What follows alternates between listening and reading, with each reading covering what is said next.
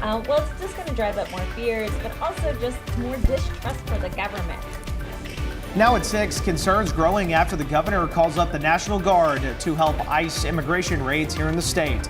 We'll break down exactly what Guard members are allowed to do and the three cities they are targeting.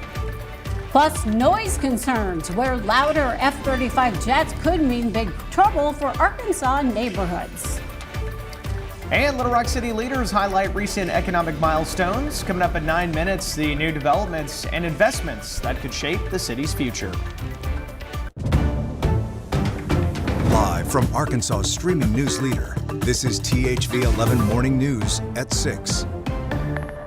Good morning, and thank you for being with us on THV 11, streaming on your TV with THV 11 Plus. I'm Karen Fuller. I'm Hayden Balgavy. You want to send it back over to meteorologist Tracy Bean, joining us with the first check of the forecast on this Wednesday morning as those temperatures, well, we said false fall, and it was truly false. Sneaking up. Summer's back. Well, she Hello. actually never left. It's still summertime technically. But we were enjoying those cooler temperatures, and I was enjoying those cooler mornings. They are my favorite. Just gets me going for the day and makes me have a little pep in my step. But this morning's not too bad, but it is certainly warmer. We're about 8 to 10 degrees warmer than we were yesterday this time. So t-shirt and shorts certainly in the picture today. 64 is what we're looking at as the kids are heading out, and 84 around recess. And so make sure you're again packing that water because we're looking for a high today around 90. Heat index right around 92, certainly manageable for sure. We're going to see that humidity staying a little bit lower. And if you're headed out on a trip this morning, looking good, not looking for any fog. The skies are looking great again. It's just a little warmer out there. 65 again in central Arkansas. Calm winds, making it kind of dreary out there as far as a little bit stuffier than what we've been anticipating the last couple of days. But we're seeing 50s and 60s again around the state. Yesterday we were 40s and mainly 50s.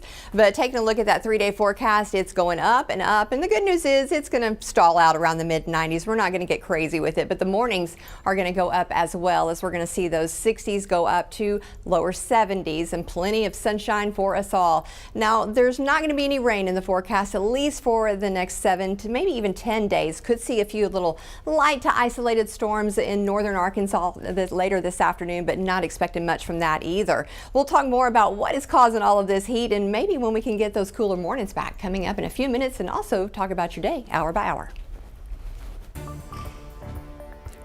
Developing this morning, immigration enforcement ramping up in Arkansas with members of the National Guard now assigned to help federal ICE agents. The governor announcing the new deployment on Monday.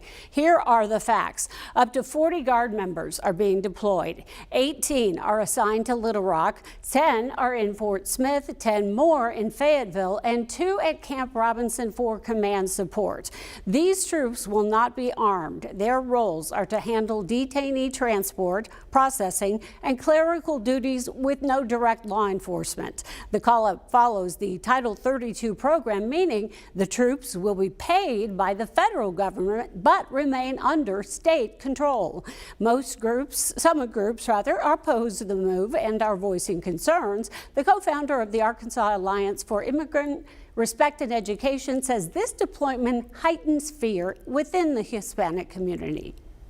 I mean, I'm obviously against just innocent, undocumented people being stopped too that are not a danger to our community. But I also want to point out that people that are not undocumented are also getting stopped. So it's kind of like even me as a U.S. citizen run at risk as a brown man to get detained one day.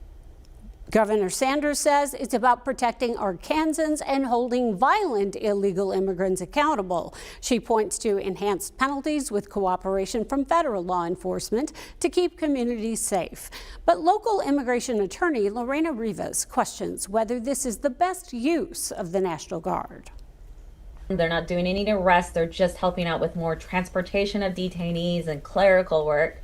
Again, I'm not sure that's the best way to use them. That's not their skill levels, and certainly if you need some assistance in that, I think there's other ways to get that assistance instead of using our National Guard members. The ACLU of Arkansas calls the deployment, quote, an abuse of power that jeopardizes Arkansans' rights and safety. THV 11 reached out to the Arkansas National Guard. No one would comment on the new deployments. Now, the move comes as the Trump administration ramps up immigration operations in Chicago and other major cities. And as early as today, President Trump says he could announce enhanced federal involvement in yet another city. This time, it might be in a red state. Amy Kiley reports that potential news comes at a turning point for his D.C. takeover.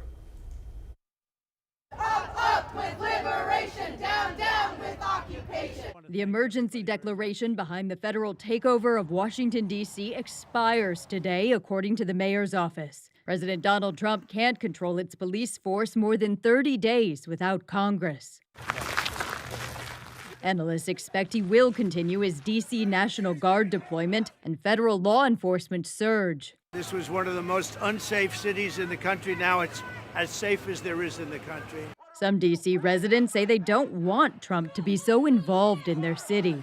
Today, students across D.C.'s college campuses have walked out to demand non-cooperation from their administrations in the face of Trump's military occupation. Police say homicides, car thefts, robberies, and violent crime are down in D.C. since the takeover. So is restaurant traffic. Open Table says seated diners for online reservations dropped 2% between July and August, and 5% compared to June. The nonprofit Destination D.C. also reports a decline in tourism. Took the metro here, didn't see any National Guard, didn't see any issues.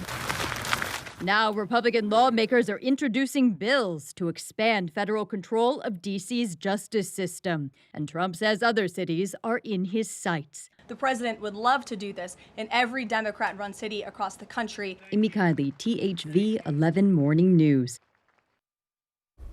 Meanwhile, a South Korean plane is set to arrive tomorrow, bringing home workers detained in a massive immigration raid in Georgia. More than 300 South Koreans were caught at a Hyundai factory near Savannah, the two countries reaching a deal for their release.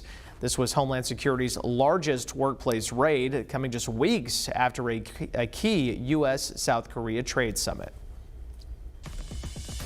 Time now 6:07 in a THV 11 update. The man attacked by a bear last week remains in critical condition, and now his family says they fear he may not survive his injuries.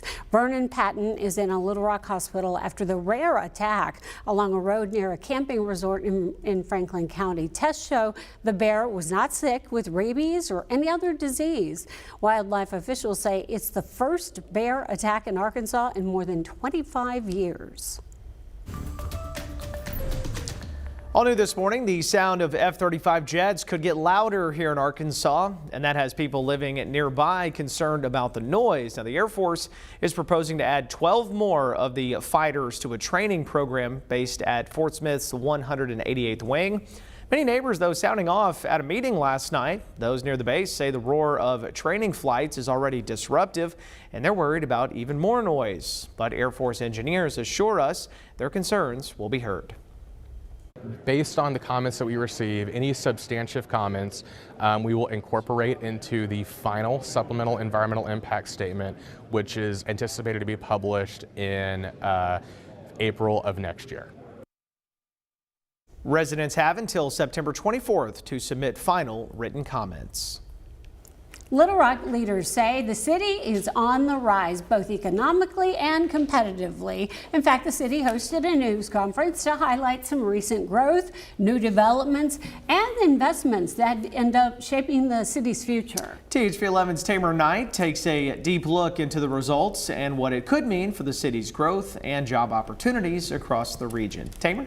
Well, good morning, Karen and Hayden. From record employment to major investments at the port, city officials say this is just the beginning for the city of Little Rock. They're optimistic that the recent momentum and economic boost will put the state's capital on the map globally. City and county leaders gathered to highlight a surge in economic activity across Little Rock. They say the metro is leading the state with a record 380,000 people working in addition to 15,000 new jobs. Much Much of that growth is tied to new construction and expanding industry, especially at the Little Rock port, where $40 million have been invested. Officials say these gains put Arkansas in a stronger position to compete on a global scale.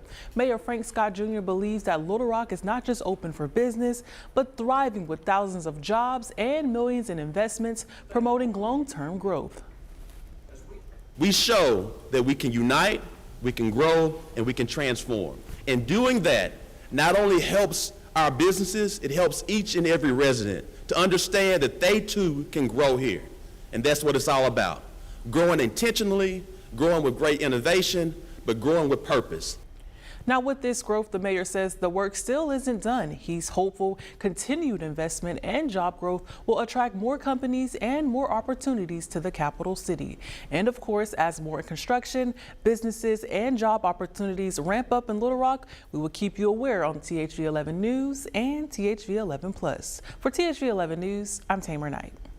All right, Tamer, thank you. And now let's go to meteorologist Tracy Bean and the forecast to help you plan your day. Well, it's going to be a warmer one for sure, and we're going to see those warmer temperatures continue into the weekend and into early next week as well. We're starting out in the 60s this morning. We're going to see all kinds of sunshine. Looking for that high today, the return of the 90 here in central Arkansas, feeling more like 92 this afternoon. Certainly manageable. The humidity is going to be a little bit lower, and that's a good thing because as we're heading into tomorrow, looking for those temperatures to bump up even a little bit more. We're going to see that high right around 93, 94, and could see that heat index around 96, 97 degrees. But again, make sure you're drinking that water. We got out of the routine a little bit with that little false fall there, but we'll talk more about this warm forecast and when we can expect those fall temps to head on back here to central Arkansas.